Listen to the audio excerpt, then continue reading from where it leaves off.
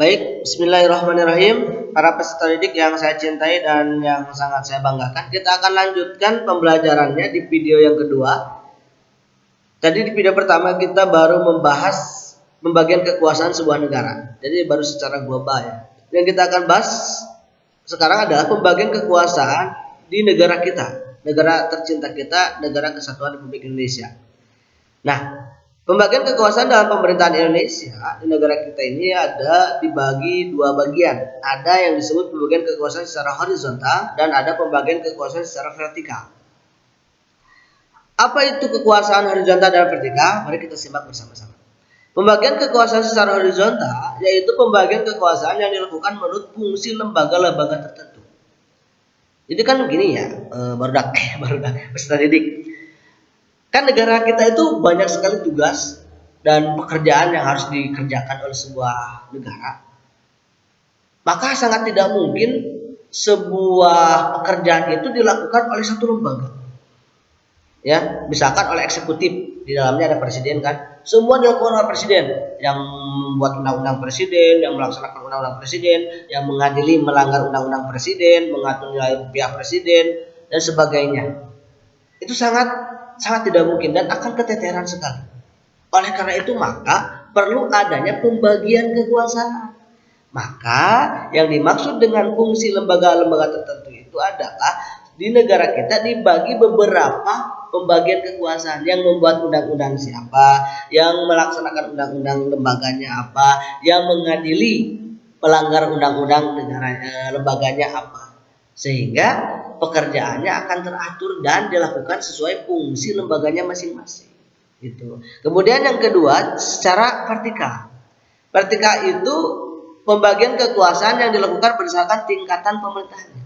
Kalau kita lihat atau kita dengar vertikal ini kan, maksud vertikal itu kalau bahasa artinya itu kan gini ya. Apa namanya? Gini ya, vertikal itu dari atas ke bawah seperti ini. Nah, vertikal di sini ada pembagian kekuasaan berdasarkan tingkatan pemerintahannya.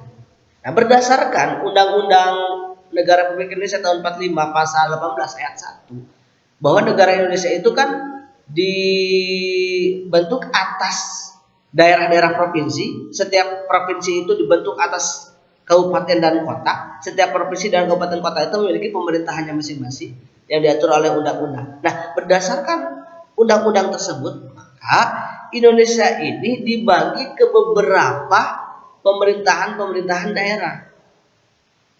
Jadi kan negara Indonesia itu kan luas, dari Sabang sampai Merauke, berjajar pulau-pulau gini, satu menyatu, sambung menyambung menjadi satu.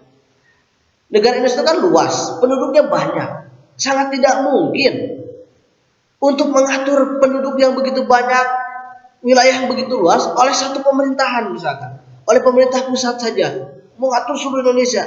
Itu sangat tidak mungkin dan itu sangat keteteran gitu. Sehingga perlu adanya bantuan-bantuan dari setiap daerahnya masing-masing. Sehingga vertikal ini adalah realisasi konsekuensi dari sebuah asas desentralisasi atau yang disebut dengan otonomi daerah. Nah, otonomi daerah ini memang ada bab khusus ya, nanti di bab terakhir. Sehingga setiap pemerintah daerah memiliki kewenangannya masing-masing. Jadi pemerintah Provinsi Jawa Barat silahkan atur warga Jawa Barat oleh pemerintah Provinsi Jawa Barat. Kabupaten Bandung Barat silahkan warga Kabupaten Bandung Barat untuk mengatur pemerintahan di Kabupaten Bandung Barat. Begitupun di Jawa Timur, di Jawa Tengah, setiap daerah memiliki kewenangan untuk mengatur daerahnya masing-masing. Sehingga tidak semuanya diatur oleh pusat.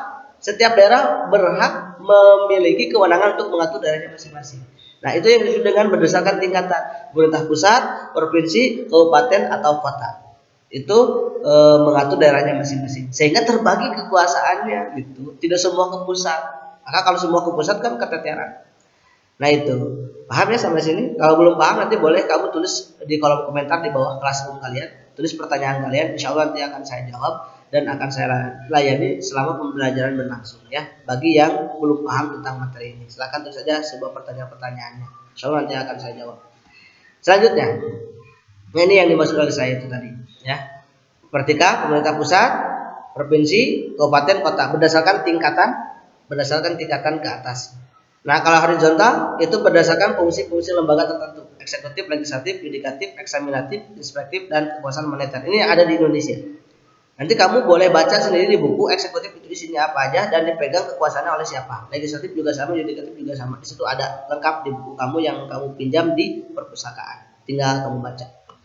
Selanjutnya, yang kedua, subjudul yang kedua adalah kedudukan dan fungsi Kementerian Negara. Ya. Nah, di sini akan kita bahas kementerian dan non kementerian, lembaga kementerian dan lembaga non kementerian atau LPNK, ya, lembaga pemerintah non kementerian. Nah, kalau sekarang kita akan bahas kementerian. Kementerian ini adalah sebuah lembaga yang dibentuk oleh presiden dan di bawah presiden dan bertanggung jawab langsung kepada presiden. Karena kan begini, Indonesia itu kan sistemnya adalah presidensial. Presidensial itu adalah seorang presiden menjabat dua jabatan. Pertama, dia sebagai kepala negara. Yang kedua, dia sebagai kepala pemerintahan. Setiap kepala negara itu memiliki tugas dan kewenangan kewajibannya masing-masing. Kepala pemerintahan pun punya tugas, kewenangan, kewajibannya masing-masing. Kalau digabungkan, kalau disimpulkan bahwa tugas presiden itu banyak sekali. Oleh karena itu maka perlu adanya yang membantu. Maka kementerian ini adalah sebuah lembaga, di dalamnya ada para menteri yang membantu kinerja presiden. Makanya nanti akan bertanggung jawab kepada presiden. Dan dibentuknya pun atau dipilih menterinya itu oleh presiden, diberhentikan oleh presiden. Apa bedanya menteri dengan kementerian? Kalau kementerian itu lembaganya, menteri itu adalah orang yang memimpin sebuah kementerian. Paham ya? Nah, maka kementerian ini bisa dibentuk, dibubarkan oleh presiden atau misalnya dihapus oleh presiden, dan menterinya pun bisa diangkat dan diberhentikan oleh presiden karena mereka ini adalah bertanggung jawab kepada presiden. Itu yang disebut dengan sebuah kementerian. Nah, apa yang disebut dengan non kementerian? Sama, non kementerian juga merupakan lembaga yang dibentuk oleh presiden, cuman dalam khusus atau dalam tugas-tugas pemerintah tertentu. Nah, kalau kementerian mah dipimpin oleh seorang menteri, kalau LPNK, lembaga pemerintah non kementerian, itu dipimpin oleh seorang kepala. Gitu. Menteri bertanggung jawab kepada presiden, kalau kepala lembaga non kementerian itu bertanggung jawab ke presiden melalui kementerian. Contoh misalkan BPOM, Badan Pengawas Obat dan Makanan, itu sebuah lembaga non kementerian kan, BPOM. Itu kerjasama dengan Kementerian Kesehatan. Nanti bertanggung jawab melalui Kementerian Kesehatan dan dilaporkan kepada presiden, gitu ya. Jadi intinya kementerian dan kementerian ini memang sama-sama membantu kinerja presiden. Nah, selanjutnya yang terakhir adalah nilai Pancasila dalam penyelenggaraan pemerintahan negara atau aktualisasi aplikasi nilai-nilai Pancasila yang terdapat dalam nilai Pancasila untuk melaksanakan dalam penyelenggaraan pemerintahan. Kita ambil misalkan satu, nilai ketuhanan. Setiap orang yang menyelenggarakan sebuah pemerintahan, baik itu pejabat atau baik itu presiden, siapapun itu yang mengisi pejabat di pemerintahan, kalau dia menerapkan nilai-nilai Pancasila, maka tidak akan mungkin dan sangat tidak mungkin dia akan melakukan sebuah tindakan yang kriminal seperti korupsi misalkan dan lain sebagainya.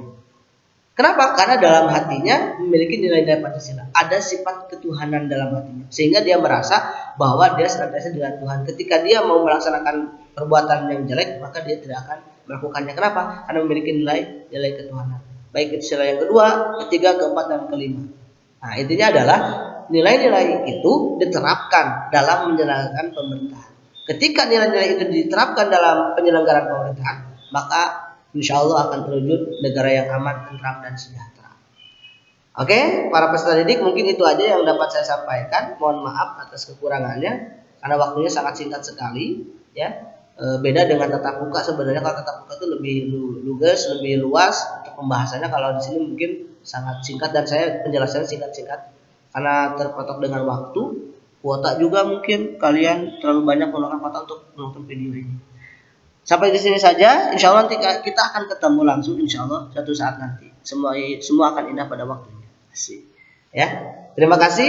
Sekali lagi bagi yang belum paham, mengerti, silahkan kamu boleh tulis di kolom komentar di bawah classroom kalian, atau boleh kamu chat lewat WA saya. Saya sarankan di classroom saja ya, jangan lewat WA, atau di grup juga boleh, silahkan ya. Terima kasih. Assalamualaikum warahmatullahi wabarakatuh. Sukses untuk kita semua. Good and smart Gen Z PPKN.